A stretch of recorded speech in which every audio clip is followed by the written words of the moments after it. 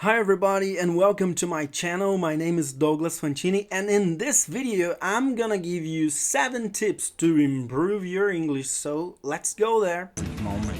Success consists of going from failure to failure without loss of enthusiasm. Okay everybody, I am a teacher, I am Brazilian and I love English, but I'm not perfect. I make mistakes during my process of learning. Here in this video, you're gonna listen to me making some mistakes and there's no problem with this because I am trying, I am improving. English is not my first language, so this is the reason why we make mistakes and this is okay. There's no problem with this. But my tips for you in this video, it is that you have fun during your process. This is my first tip for you. Why English has to be boring? It doesn't have to be boring. It doesn't have just to be about grammar and rules and about boring things, but English can be fun. It has to make sense for you, something that you really like, because if you don't like, you're not going to be motivated to continue this process of learning English and to be fluent in the future, because you're not going to be motivated in the middle of this journey. You are going to stop. So please be careful with your motivation,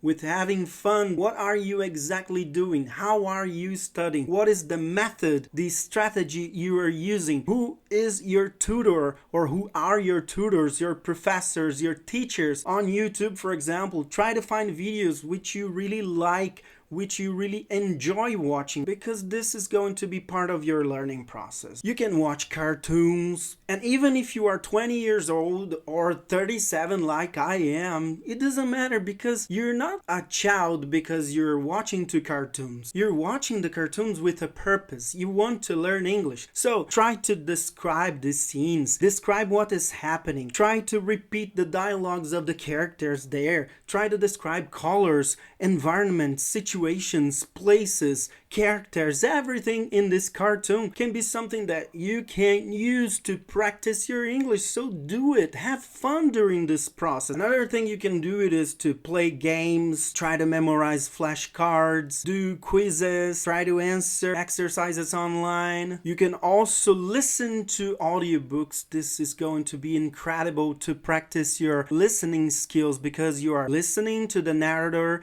is speaking what is happening in this story, and you're trying to figure out what is exactly happening. And if you understand, this is awesome, because you are already learning. English grammar is not difficult, but the problem is that the English language has a lot of words, a lot of collocations, phrasal verbs, connections, compound words, idioms, something that you have to practice so you can learn this. It is not from today to tomorrow you're going to learn this. You have to practice a lot and learn how to combine these words, how to create that rules, to be okay with the rules and the grammar and everything related to the English. You must be careful about everything. And this vast vocabulary of the English language, you learn this vocabulary with practice and of course having fun. Tip number 2 for you, it is watch the news in English. And you may say, oh my god, but news vocabulary is very difficult because the journalists and the reporters are going to use so difficult words that I don't know. But they are talking about current events, something that is happening now in your country, in your neighborhood, in your city. And this is going to be awesome, because if you are aware of these situations and what is happening now in your country, city, neighborhood, whatever, you are going to be prepared to have conversations with people and use what you learned in this news. If you understand the news,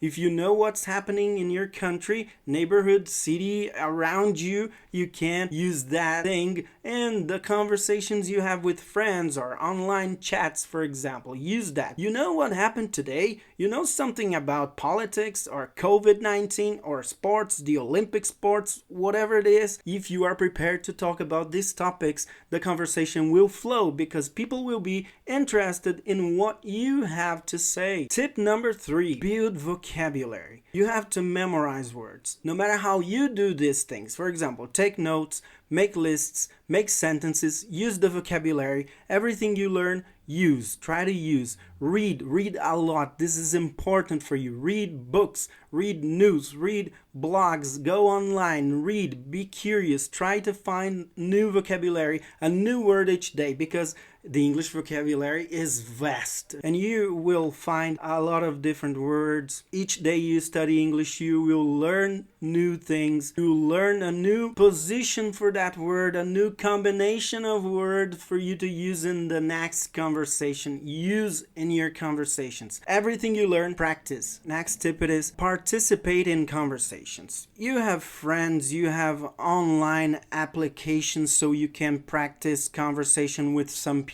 You can use the things you learn during this conversation. Try to participate in this conversation. Try to interact with the others. Exchange ideas with other people. Ask them to help you in the beginning. They will help you in the beginning because everybody who learns a new language wants to get together and help each other with new things. And when I teach you something, I learn another way to explain that thing to other people. And this is good for me and for you because you are learning and I am learning. When I explain to you, I'm practicing my speaking. And when you are listening to me, you're practicing your listening and comprehension of the things. You have to practice what you learn.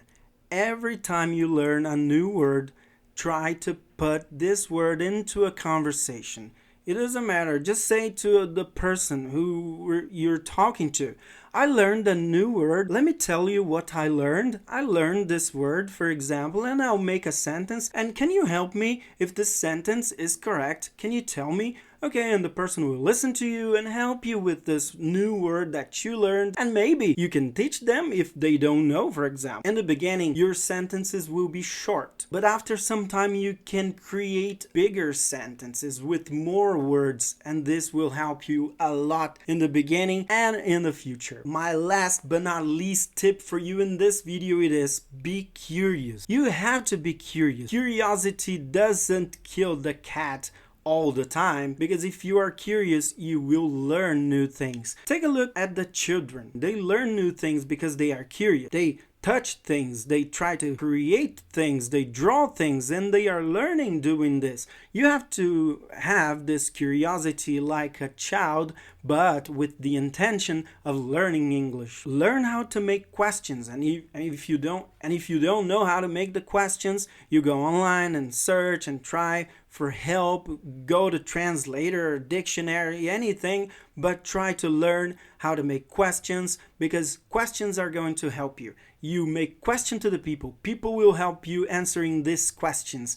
This will be awesome. If you are able to make questions, you are able to learn anything. And when you make question to other people, pay attention to the answers, because they are answering the questions that you made, and you have to think, am I prepared to answer the same question? Do I have this vocabulary to answer this same question? Maybe yes, maybe not. But if not, you can go online, try to find new vocabulary so you can answer that question next time. It is possible. You can. Try to watch videos where people are making questions one to the other and try to repeat the questions and the answers. Prepare yourself to questions and answers, because this will prepare you to conversations. And every time people make a question to you, for example, what is your favorite season? For you to answer about your favorite season, you must know the 4 seasons of the year: spring, summer, fall, and winter.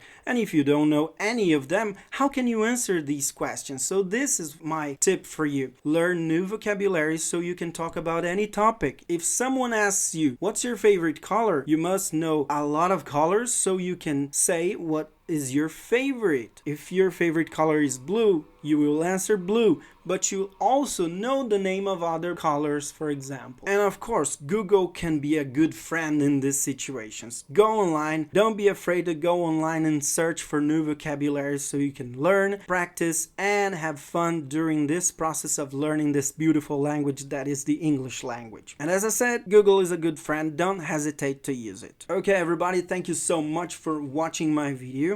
Please leave a comment here while I'm speaking, because you can interact to me in the comments, make questions, giving suggestions for another video, for example. The next video can be something that you put in the comments. I will search for everything, write them down, and try to create a new and exclusive video for you guys. So Thank you very much for being here with me until now, and I'll see you guys next time. Bye bye. Moment. Success consists of going from failure to failure without loss of enthusiasm.